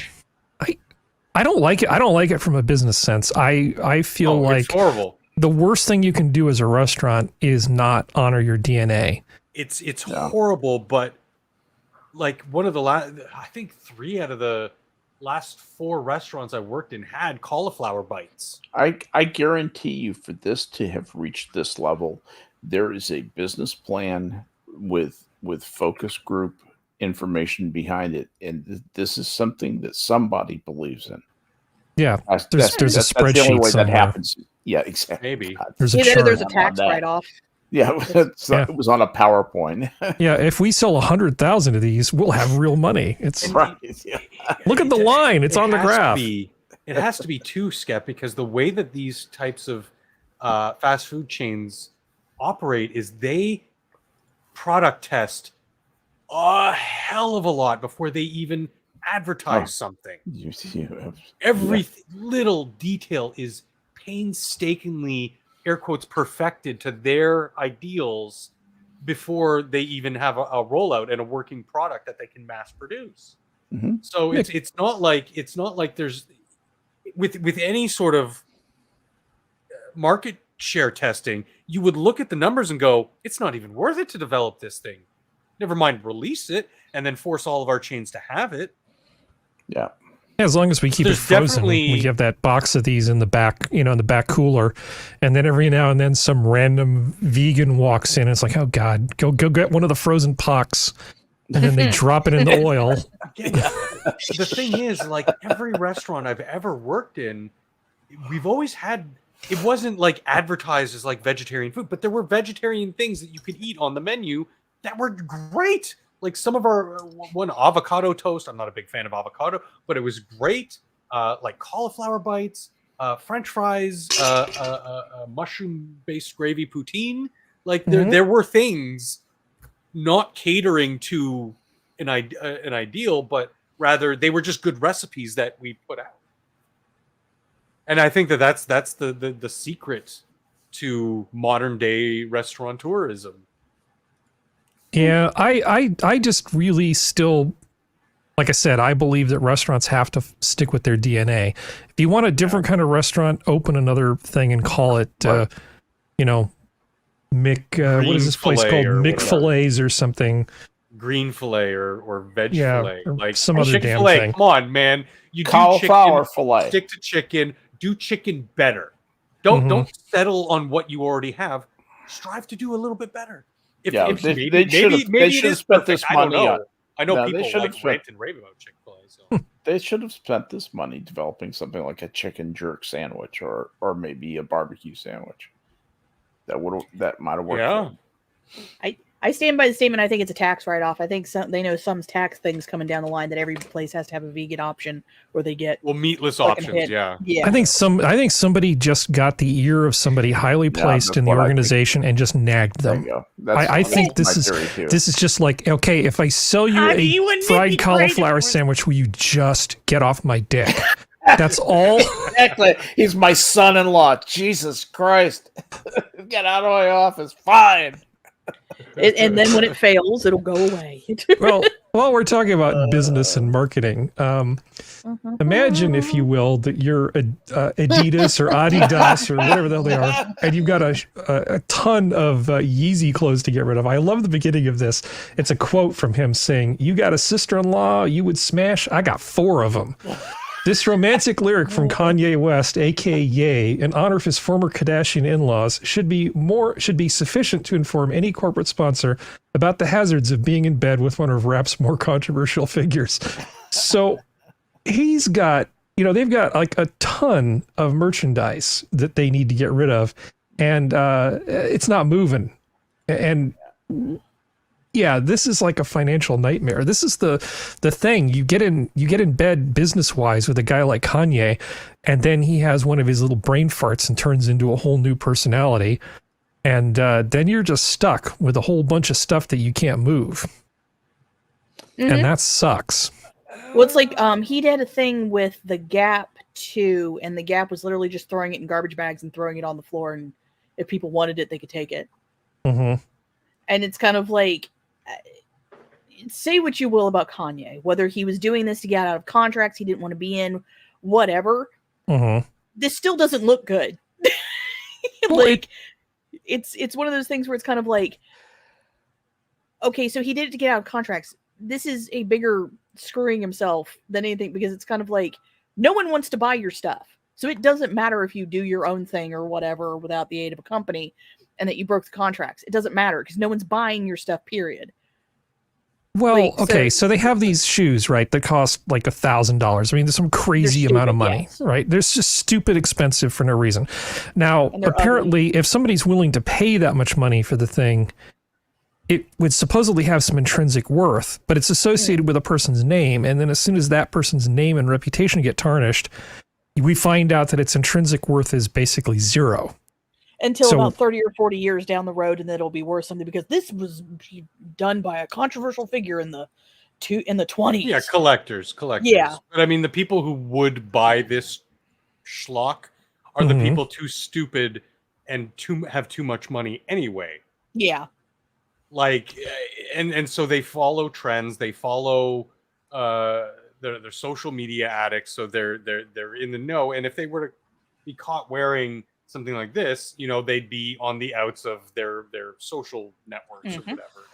So, I mean, to them, yeah. But I mean, if Joe Schmo shoe collector or hip hop memorabilia collector, to them, they'd be like, for $100, yeah, sure, I'll take them. Yeah, which is still a whole hell of a lot more than the shoe. The overhead that it took to create that pair of shoes or whatever, you know what I'm saying? Like, yeah, since they have Chinese slave children making them. Yeah, they could easily. I don't believe them that they said it could be losing big bucks. Allegedly, I don't think they need to repurpose it. They just need to sell it at a massive discount that's still well above your overhead for the production of these materials, the clothes and shoes. They'll still make money off of it. They won't obviously meet their projections of what it was before this whole thing happened. Oh, I know. Like, hell, I take a pair of Yeezys for $100. Well, if it says yay, does it say yay on it? Is that what they write on it? I believe it does. Well, if it says yay, just add an N, and then maybe people will actually want it. There you go. Some do. That is a terrible pun, by the way. Yes, it is. I don't know why you didn't call me on that. Nope. Nope. We're going to let you just go in that pun. But I'm just trying to think, how could we rebrand these with the minimum amount of effort? Yes, I'm saying send them to frickin' Israel for the downtrodden Jews and let them wear it. Send them to the Gaza Strip. Yeshua. You could do Yeshua. Yeah. They could be Jewish shoes. Yeah. I'm just trying to think, is there something right now? Is there some way we can salvage this? They're averaging about $200-300. Yeah. Oh, okay, because Adidas or Adidas is claiming $1.3 billion in unsold shoes. That's how much merchandise they've got, which is actually kind of surprising considering how modern manufacturing works, that they would have that much of it in the inventory chain. 1.3. That's $1.3 billion at retail. I promise you that's Big retail name. valuation. Oh yeah, yeah. That's not their cost. No, it's not their cost at all. There's a lot of ridiculousness. Sorry. There's a lot of ridiculousn's here just in some of these shoe styles. But there's just as many that are like, yeah, I could rock those. Those look like comfy, just everyday, running shoes or what have you. Or like, he makes these weird ass Croc things too.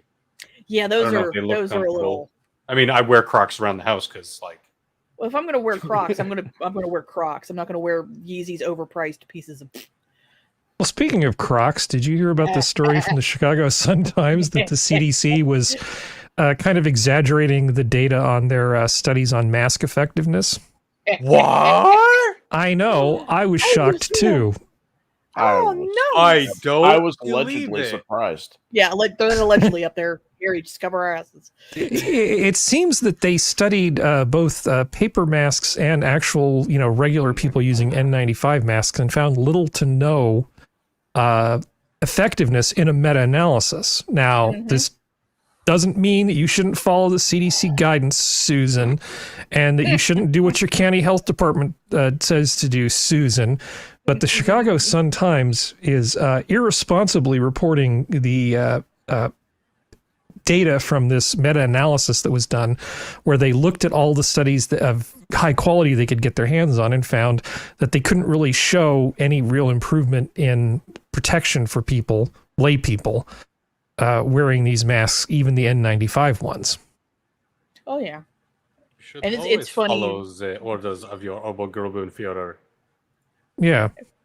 It's what makes it funny is like you have all these people going, well, it does this, this, and this. It's like, yeah, it helps with allergies. I'm not going to deny you it helps with allergies because that's a different particle size. But it doesn't work with COVID. Well, do you remember at the very beginning of all this, Fauci and company came out and said that lay people did not need to wear masks because unless they were worn appropriately and yada, yada, yada, they weren't actually all that effective for lay people. Yeah. And it turns out that the first thing he said was actually right. Allegedly. Well, he was right. So how could he be rare how that however works for him. But there are people still who are very, very... there are a lot of factors that you have to look at, because one of the things could be that maybe they do actually work, but that people engage in riskier behaviors in terms of transmission because they think it protects them, and that undoes any benefit that's there. False sense of security. Sorry?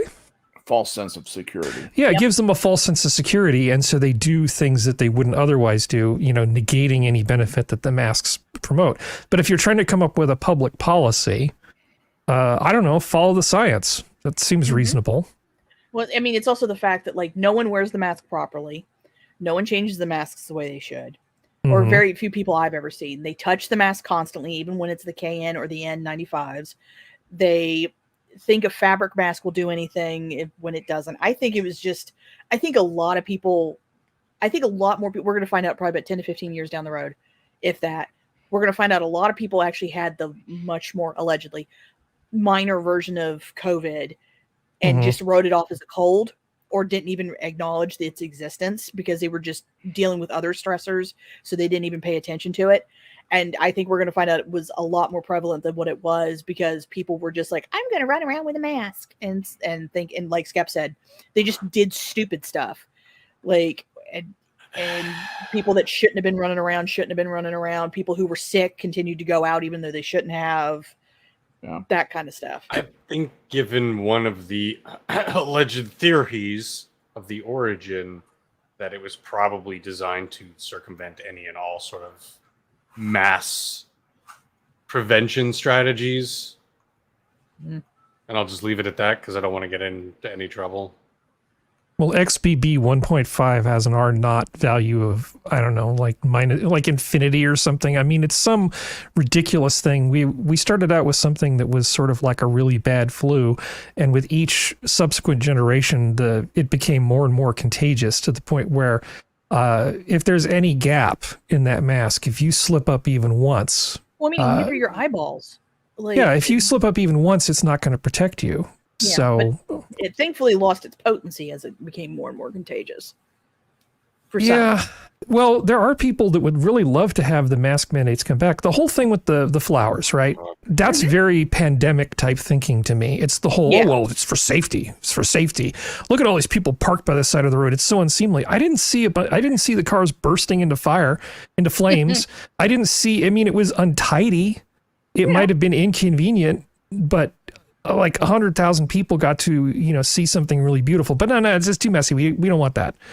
And the same thing with the mask stuff. Yeah, let's just make little kids wear the masks. I mean, you're not an expert on early childhood development. You don't know that covering up somebody's face is going to change the way that kids develop their social skills and interpret facial cues and stuff. You don't know that. That social psychology was old hat in 1910. No, you don't know that, Skep. When Max Weber and those guys were, that absolutely is. Yeah, I know it is. You're throw that allegedly up, Harry. But anyway, the point is, we don't need to talk about this. It's just that this is the way this works, that you can just say the same stupid shit for long enough that we all grow tired of talking about it. At this point, most people don't care about whether there was a lab leak. We don't care about whether they lied to us over the masks. I know that there's people here that do. But I think a lot of people are just so tired of this, they just want to get on with their lives and not think about it. But I just kind of want to hold these assholes responsible so that when they come back in a couple of years with whatever the new thing is, we can tell them to go pound sand. Well, I think that's the one of the good things about the internet is that, yeah, people have become apathetic to it. I'm not going to deny that. We're just worn out. So much easier to go, look at the shit they did. And so it makes things easier because this is not the way and it's one of those, I think a lot of people are like, how are we holding their feet to the fire? If you will tell me how we're going to hold their feet to the fire, hell yeah, I'll be right there with you. But right now, I'm just going to wait and see what they do next, and then we'll go from there. Because because that's the only thing. Because it's like, let's just see what else you try. Let's see. Then we'll go from there. But for right now, it's like, masks. Oh, look how now that every single state's like, no, you don't need masks. It's like, oh, mysteriously, the studies say that masks were useless. Whoopsies. Well, here's a stupid thing just to change things up a little bit. This is a sassy black woman who's working as a flight attendant, and I have to say I kind of like this woman. Delta flight attendant accused of telling a passenger they had a stupid face. So this woman decided that even though she wasn't in first class, she was just going to put some luggage in the overhead bins in first class. And I don't know this woman's name. She was going to have none of it. So it's good because I will turn this thing back if I get you. Yep. Don't press my button. You got the wrong one today. Well, I have you on video saying my wife has a stupid face. So you're being rude. I didn't hear her say it. She just said that her wife has a stupid face. This guy's wife has a stupid face. She was like, she was going to have none of it. You know, there's the whole customer is always first thing. But no, I like this woman. I like her more and more by the second. I like her more and more. She is just like, no, child, you're just not going to do any of this. Child. I will turn this plane around. Well, there's also the fact that she's protecting first class. The first class people are going to be like, don't you boycott this woman? Don't you go after this woman? You stop it. Yeah. I like this woman. I feel like she has risen to the appropriate level for her level of sassiness. Because we do not need more people like this at the DMV telling you you're not going to get your tags. This is good. And I do think that the customer isn't always right. You know, like whoever asked for that cauliflower sandwich, tell them they're wrong. Well, I think the full saying even says they're not right. It was something like there's a full saying that goes past the customer is always right. The market will pass that along. Yeah, exactly. So sassy black woman for the win. Hell yeah. Mm-hmm.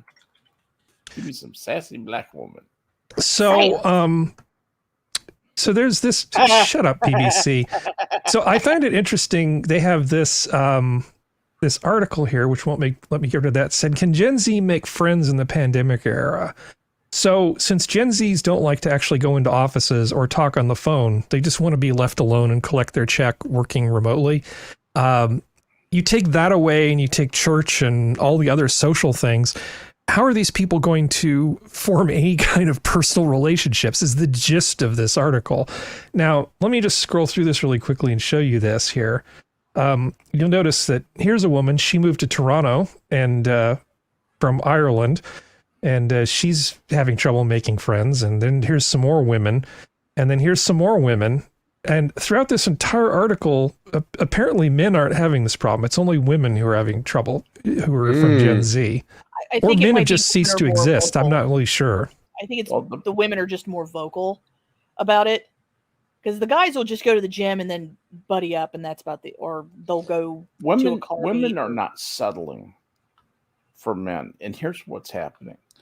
The 4s and 5s of women will get the 2s and 3s of guys, and they think that they actually rate that. And then when they get a little bit older, and those guys aren't even interested in them anymore, they can't figure out why they can't get a date. They're usually in their late 30s or mid 30s, I would say. And they suddenly have this realization that, holy shit, I'm not that attractive. You know, the magic isn't there. The thing that I've relied on all this time for my privilege is vanishing rapidly. I mean, I think it was just talking about regular friend groups, not dating. But I get it's just regular. Well, that's part of it. But regular friend groups and of course any kind of dating and thing that kicks in too. Otherwise, you're going into the Logan's Run sort of thing where you just bring people up on the internet and they magically get teleported to your room for a hookup. Well, the thing is like I think a lot of it is also, and there's a lot of people who've made a lot of money off of it, is the problem of the parasocial relationships built through the internet with a lot of creators and influencers. Because, like, we'll take Critical Role for example. Critical Role is like a lot of things that started the way it did, where they basically fed into the parasocial relationship very early on because it got them attention, because they made people feel like they belong and all this kind of stuff. And then it got them money when they were raising money to do their animated show, which magically disappeared when they signed up with Amazon. But anyway, and that's the issue, is that you have so many of these people who are more willing to watch an influencer on TikTok or watch a YouTube video where the people are like, we're a community, we're a family, we're friends. And because they weren't raised in the generation like I was, which is, you can make friends on the internet, but that kind of interaction is not real. It's fake because there's a monetary compensativeness of it. And that's kind of where the problem's coming from, is that one, they expect people to believe exactly as they believe, because when they go looking for influencers on the internet, they can find people who, air quotes, believe as they do. Exactly. They're not finding that. There's a lot of people out there who are like, well, you're allowed to have your opinion, but that doesn't mean I have to share it. But there's also a lot of this, they don't want to talk because of the fact that, to be completely honest, so many of these kids are massively just afraid of their own shadow. I don't want to talk on the phone because it makes me nervous. You don't think that makes other people nervous? And we still do it because we have to do it. Like, get over it. Work on it. Do phone work for frickin' internet company, and you'll get over that phone issue. I had to make phone calls when I was a kid to invite people to like birthday parties and things. Yeah. And I think I told you the story about I was talking to my friend Lisa, and I was just questioning the prefix on her phone number, and then we were going back and forth, and then I hear her dad was on the other phone, chimed in. I'm like a little second grade Harry trying to ask Lisa to go to a birthday party, and then we start talking about phone number prefixes, as one does. But no, to my mind, work is the last thing to disappear. Yeah. It used to be, you go back, communities were smaller, you didn't have the internet. Yep. You didn't have the parasocial relationships. You had whatever relationships you could form. So if you grew up in a town of 1,500 people, you would probably know some people from the schoolhouse. You'd know some people from the businesses that you would frequent. You would know people from your church, right? So the sermon goes, and then at the end, you get to have cookies and punch and whatever, and people hang out and they talk about stuff. There would be festivals and carnivals and things like that. And that's how you met people. Right. Yep. And so as stuff has disappeared. Oh, we did it.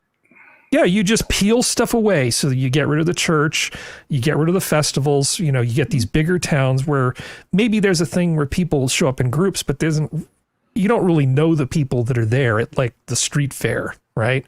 There isn't really a sense that you're part of a group. It's just you're in a large group of people.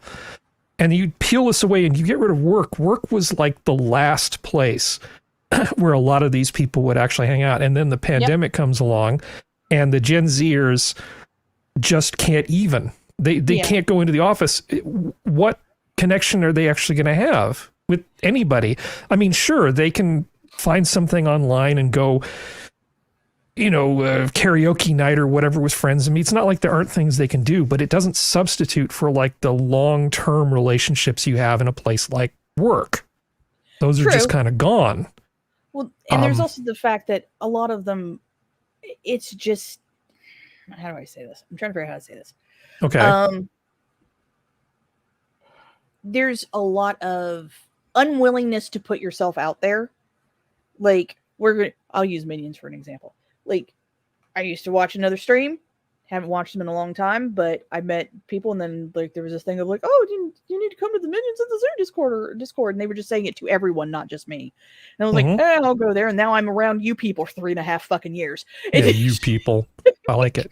Good one. But that's the thing is like a lot of these Gen Z kids, they don't want to take lessons, they don't want to take classes, they don't want to go to the gym, they don't want to go to they don't want to join a book club. Yeah, the office has a lot to do with it, and I do agree with that, but there's other ways to meet, but they don't want to do it because they're afraid they'll feel awkward. They're afraid they won't be accepted. They're afraid you're not going to be accepted by everybody, and you need to get over it. But and work socializing isn't really ideal to begin with. Yeah, no, it's not. It never is and never will be. Anybody because if things go badly, these are people you have to work with. Yeah, those are people you have to see. Yeah, and it doesn't matter whether you them. Yeah. Well, yeah, but it doesn't matter whether you're talking about dating them or just making an offhand comment about their cheese dip that didn't go over well. It doesn't matter what the slight is. You still have to work with that person. Yeah, and the thing is, at the end of the day, men and women are social creatures in different ways. Women are a much more, there's a lot more verbal to it. Guys, like, I was raised around a lot of guys, so I can sit in a room with someone while they play a video game and consider that being social. Without having to talk to them. But there's a lot of women who weren't raised like that, and they have no concept of, well, we have to be doing something. We have to go out to eat. We have to go to a club. We have to talk all the time. We have to share everything. We have to be in each other's business. No, you don't. There's certain aspects of my physical, like, friends near where I live that I don't know certain things because a lot of it I don't want to know. But your meat space friends. Yes. And that's kind of the thing of like, you don't have to, if you were surrounded by people who 100% agree with everything that you believe, someone is lying to you, someone's lying to you. That would be novel. Yeah.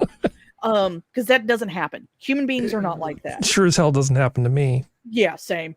Well, I do have another story because you mentioned parasocial relationships, right? Yes. And it doesn't get much more parasocial than our friend OnlyFans. So, oh God, that was the beginning of the downfall of society. So yeah, right OnlyFans model says she's turned to reality shows to find love because men don't take her seriously and find her intimidating.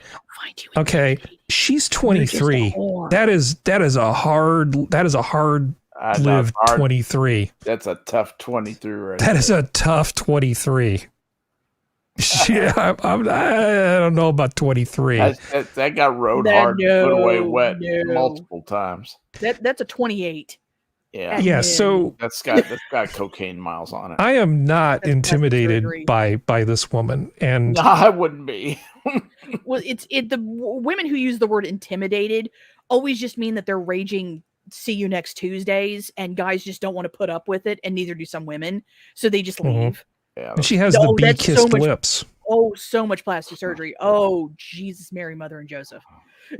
Oh, that's a lot. Oh, that's a lot. It's a monument to the 23. Art, really. Now, you may think to yourself, and rightly so, I wonder if this woman's kind of an attention whore. So I did a little bit of research, and here she is from August of 2022.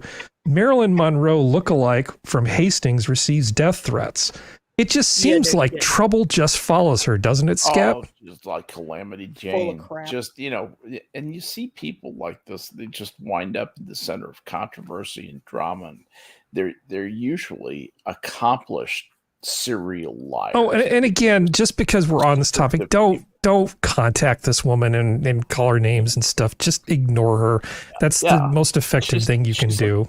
Pathetic thing that this is what she has to do for her attention. You know, this is people used to say, what do you have to do for your money? That was a big thing to ask. You know, what you got to do for your money back in the 1980s, the decade of greed. And look at what she has to do for attention. About every 6 to 8 months, she needs to find some way to get some idiot to write a news article about her. Exactly. And because she has these pictures of her, it's like, well, here's 4 column inches right there that you don't have to write, because I'm going to give you pictures of me wearing my red dress. Right. Yeah. So she's probably, I mean, I didn't look that heavily into her. I wouldn't be surprised if she's just does this every 6 to 8 months. She finds some new way to be in the spotlight. Yeah. What she's probably doing. Not a virgin either. I guarantee you she's not. Yeah. But she's like a lot of these girls that they get to go on these podcasts where you basically have a bunch of scantily clad women talking about they need to be respected and men are intimidated by them. They're doing it to get their name out there so this way they can get more OnlyFans people. That's all it's for. It's like it's because it's advertising. They don't really give a crap. Do men not know that's on the internet for free? They know. It's the creation of the parasocial relationship where they'll say your name. Look at the picture, Serenity. Look at the body language of the men surrounding her. Do you think they're just respecting her space, or do you think they just don't give a shit? Oh no, they clocked her the minute she walked into that bar and are like, nope, we're not paying a lick of attention to her. I mean, it's not that they're not just giving her space, that they've almost all got their backs turned to her. Oh yeah. I mean, what are the odds? That guy is talking to that other person and he's being careful not to look at her. She's in a room dressed like that, surrounded by young men, and not only are they not looking at her, they're not even turning in a direction where they could look at her. Yeah. Well, she's very obviously like dressed I up take a chance in a bar where no one else is dressed up. So it's one of those, any guy with any brain or has any sisters will go, attention whore, and just like the smart ones or even the moderately intelligent ones will just ignore her ass because that pisses them off and it's funny as fuck. But it's just that's all this is for her to get more OnlyFans, because like I don't even ever learn their names because I don't give a shit.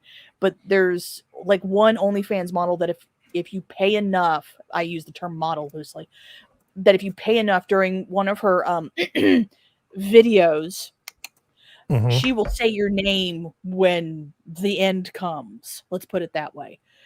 So she's gotten guys to give her a lot of money because of that, and it's very sad. I don't think it's affecting as many men as people try to act like it does, but I do think it affects a large enough population that it is causing problems where you have these guys who, through mixture of things, not just social media, but everything else, who've been so browbeaten or who just are nervous, like who just have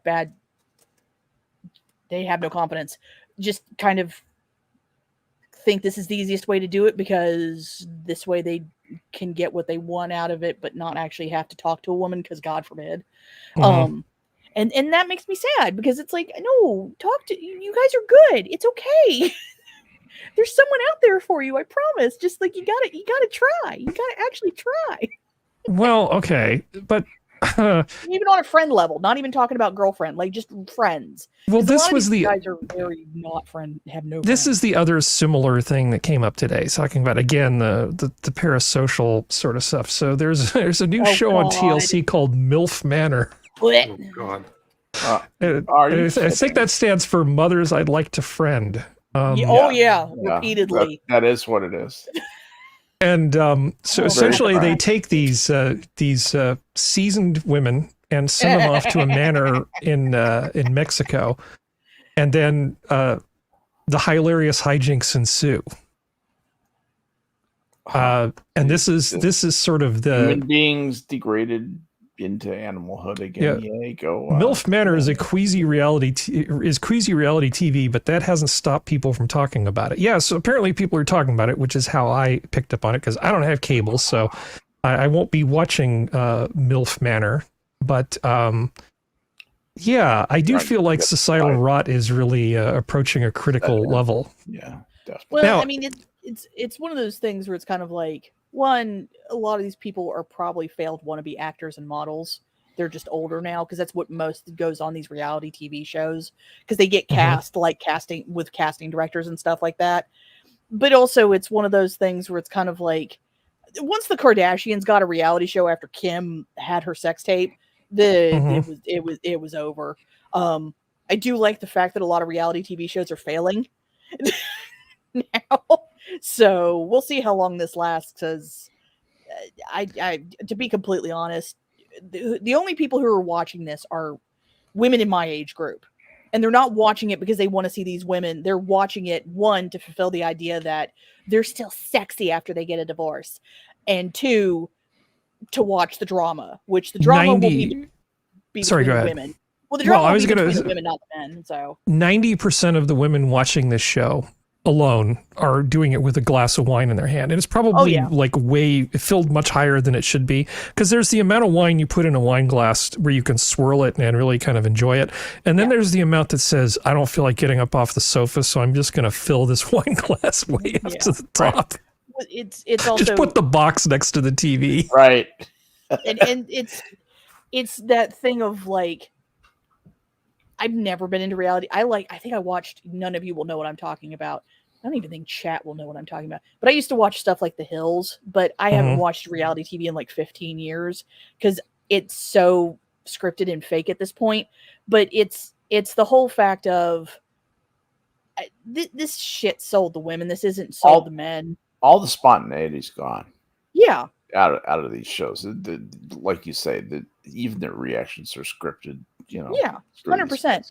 And it's like the women are watching this because they want to see the drama amongst the women, and they want to see because the guys will 100% be hot, and they want to see hot, naked, half naked men, but be able to say, well, it's not porn. That's what this is for. This is for the. I don't consider this for the Midwestern wife. I consider this for the big city women who who watch like The Bachelor and don't actually go out but try to put it on social media, like they go out to parties and all this kind of shit, and then they don't. Like, that's all this is for. Like, I want to know how many of these women are divorced. I want to know how many of them are getting alimony or child support, and how many of them have run out of alimony and child support. That's what I want to know, because there's a lot of plastic surgery going on these bitches. Okay, so the twist here, the twist starts coming like an M. Night Shyamalan Ding Dong movie. The crop of boy toys are actually the sons of the MILFs, meaning that both mother and son are forced to witness their respective budding May-December romances. Good. In one of the first episodes, the blindfolded women have to identify their own sons by fondling the men's abs. Ew! Oh, God! Oh, no! No! Oh! It's really uncomfortable. That is really uncomfortable. Oh! Nuke it from orbit. Just end Humanity it. was a I want to mistake. go home. Humanity was a It's always mistake. Okay. I was thinking about making a new video intro for tonight's show because football tomorrow, but I'm going to just go ahead and Dun, dun, dun, dun. I'm going to go ahead and play us out with No, the quote. Oh God, the with a quote. song. It didn't bother you when you were baby sucking on them. Play it.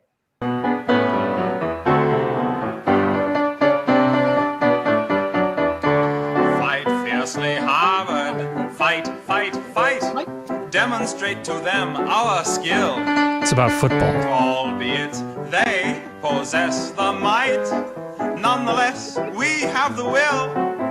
How we will celebrate our victory. We shall invite the whole team up for tea. How jolly. Hurl that spheroid down the field and fight, fight, fight. Fight fiercely, Harvard. Fight, fight, fight. Impress them with our prowess. Do. Oh, fellows, do not let the crimson down. Be of stout heart and true. Come on, chaps, fight for Harvard's glorious name. Won't it be peachy if we win the game? Oh, goody. Let's try not to injure them, but but fight, fight, fight. Let's not be rough though. Fight, fight, fight, and do fight fiercely. Fight, fight, fight. That Well, is genius. Sheer genius. Oh, you better stop it, Harry. It's going to go on. You better stop it. Back to the MILFs. Anyway, so I hope everybody enjoys their Super Bowl tomorrow. I mean, I like people having a good time. I don't mean to seem like a total killjoy about stuff like that. Yeah. You're a killjoy. You should be ashamed. I should be ashamed. Does anybody have any final words? My final words were fight fiercely, Harvard, and hurl that spheroid. Yeah, I love We good? That. Hurl that spheroid down the field, everybody. Good night. Yeah, this has been your Minions of the Zoo for Saturday. Thank you, panel. Thank you, chat. The zoo is closed. Good night. Good night. Oh, wait, no.